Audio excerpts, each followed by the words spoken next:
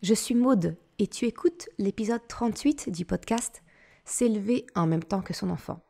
Dans cet épisode, je souhaite te parler des enfants et du rapport aux écrans qu'ils peuvent avoir. Comment gérer le temps de ton enfant devant les écrans.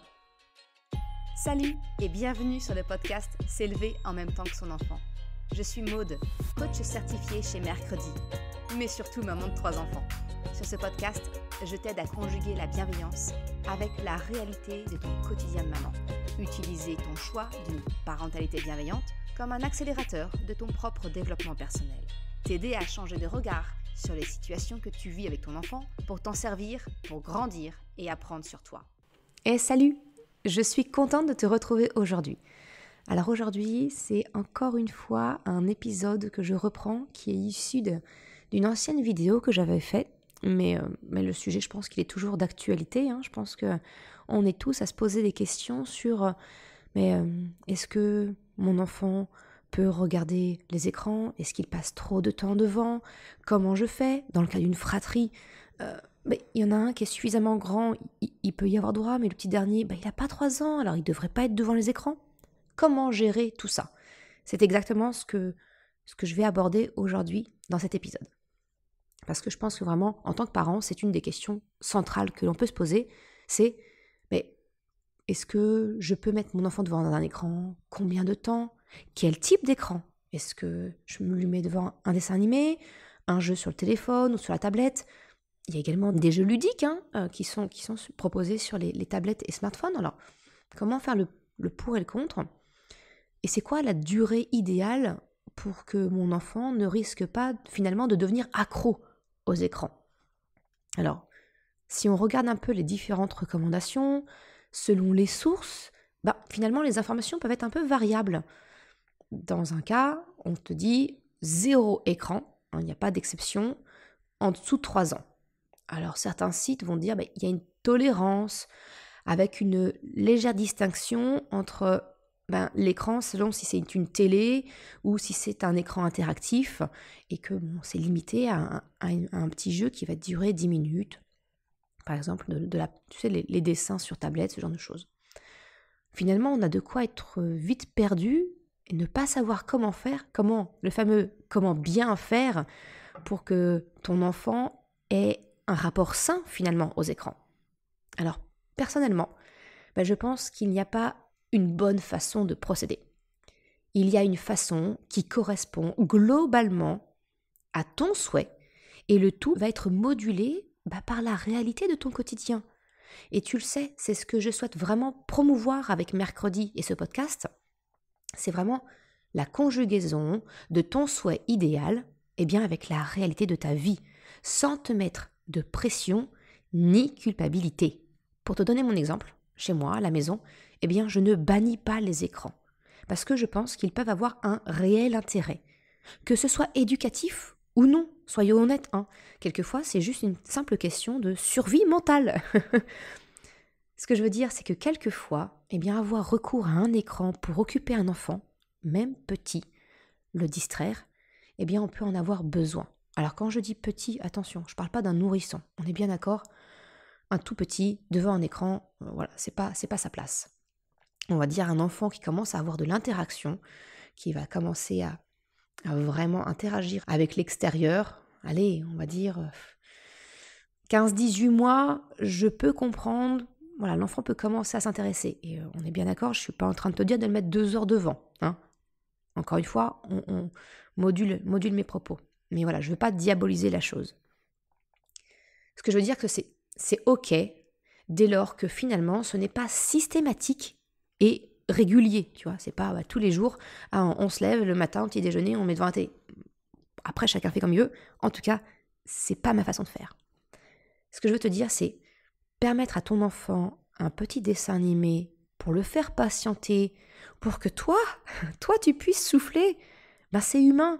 Et honnêtement, moi, j'ai envie de te dire, je préfère ça plutôt que de prendre sur toi et finalement péter un câble et finir par décharger ta colère ou ta frustration sur ton enfant.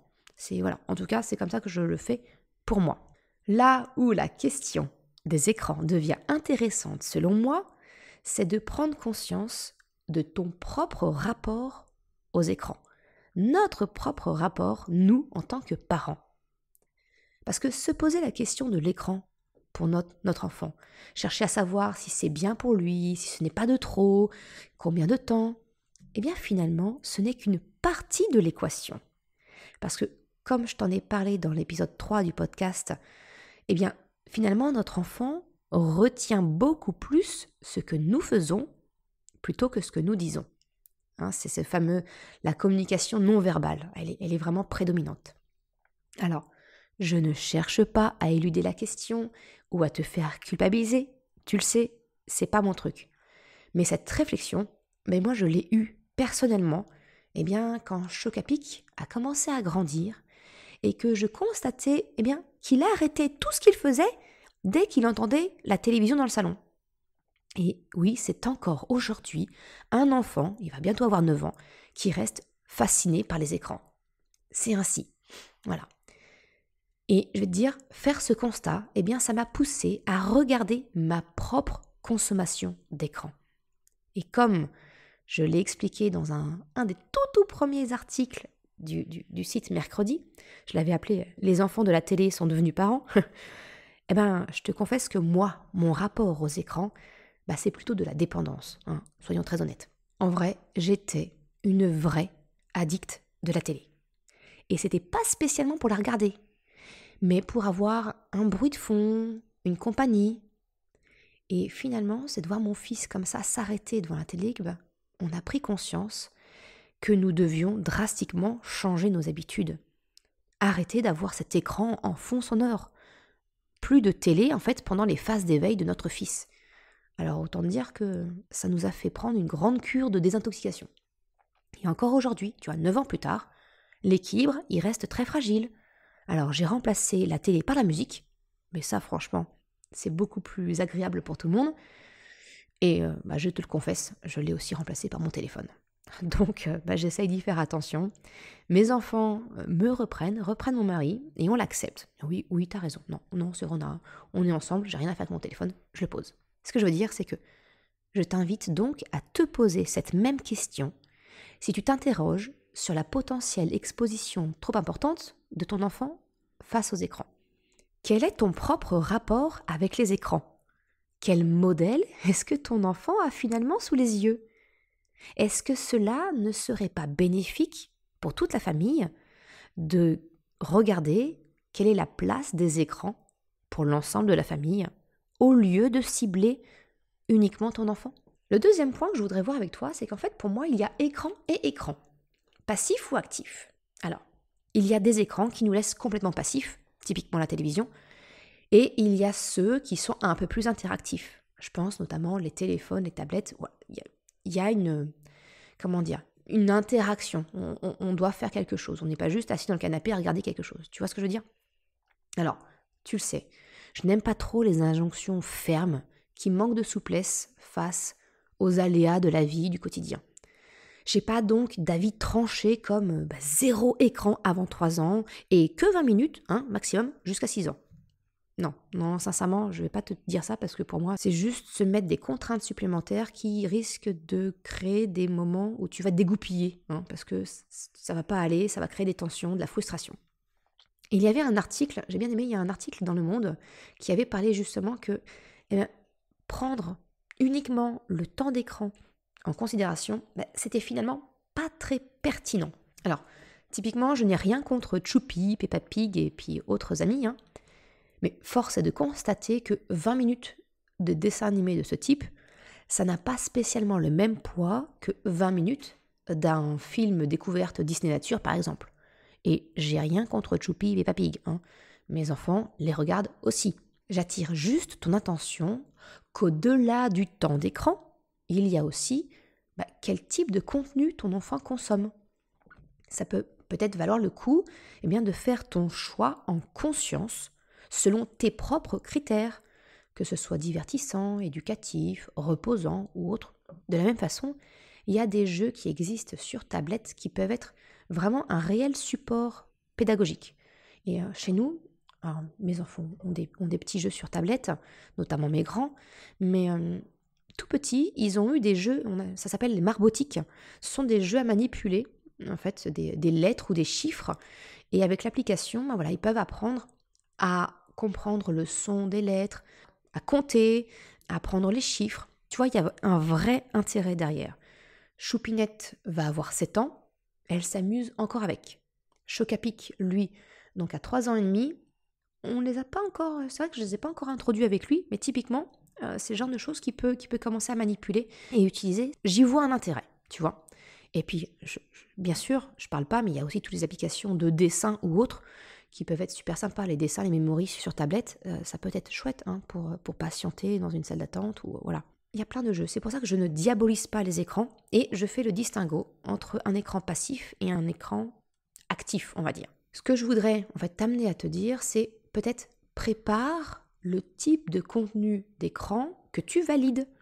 C'est vraiment faire ce choix en pleine conscience et pas simplement te retrouver dans le rush, dire bon là je suis dans un rendez-vous, ça demande plus de temps, il faut que j'occupe mon enfant, premier truc qui me tombe sous la main, pouf pouf la vidéo, pouf. Voilà, non. Peut-être de réfléchir en amont quel type de dessin animé tu aimes pour ton enfant, que tu acceptes, quel jeu tu peux préinstaller sur ta tablette ou ton téléphone et que tu sais qu'il y a un vrai intérêt derrière pour ton enfant.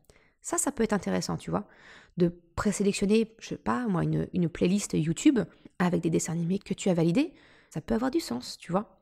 Bref, je t'encourage vraiment à faire un choix en conscience et te préparer en amont pour éviter de te retrouver dans le cas du « j'ai trouvé que ça ». Donc non, pour moi, il ne faut pas diaboliser les écrans, ni se mettre la pression. Parce qu'aujourd'hui, oui, il a fait 45 minutes de pas de patrouille dans la salle d'attente du médecin, alors qu'il n'a que 2 ans. Ok, c'est pas grave, c'est pas tous les jours. Et voilà, c'est un peu d'indulgence. Alors, je vais néanmoins faire un petit bémol sur la nature du contenu selon les âges. Alors autant effectivement, moi, j'ai pris le parti, mon fils à 2 ans, effectivement, regardait déjà les pas de patrouille, mais pour moi, il y a quand même des natures de contenu qui ne sont pas adaptées, tout simplement. Je suis un peu choquée quand j'apprends que les amis de mes enfants ont déjà vu, certains, à l'âge de ma fille, qui n'avait même pas 6 ans à l'époque, une amie avait déjà vu des films d'horreur, alors accompagnés de leurs parents, mais bon, voilà. Esther, Annabelle, si tu connais, personnellement, en tant qu'adulte, ça m'a bien fait flipper. Alors, pour un enfant de 6 ans, je trouve ça franchement limite. Bon, ça ne regarde que moi, c'est mon avis. Mais voilà, quand même, faut peut-être réfléchir aussi à la nature du contenu qu'on accepte de regarder avec nos enfants. Pour donner un exemple, ma fille, un dessin animé Disney, elle va avoir peur. Wall-E, elle a peur dans Wall-E. Parce que le petit robot Eve, à un moment donné, elle va utiliser, je crois, une espèce de pistolet, elle va envoyer des flashs. Ça a fait peur à ma fille. Alors, tu vois, quand tu as peur d'un dessin animé, quand c'est un autre niveau, ça peut, voilà, c'est différent. Mon grand, ses amis ont vu tous les Harry Potter et autres Marvel. En CE1, il y a même des enfants qui jouent à Fortnite, alors que c'est un jeu interdit au moins de 12 ans. Voilà, ils ont 8 ans. Bon, non. Moi, en tout cas, on a pris le parti.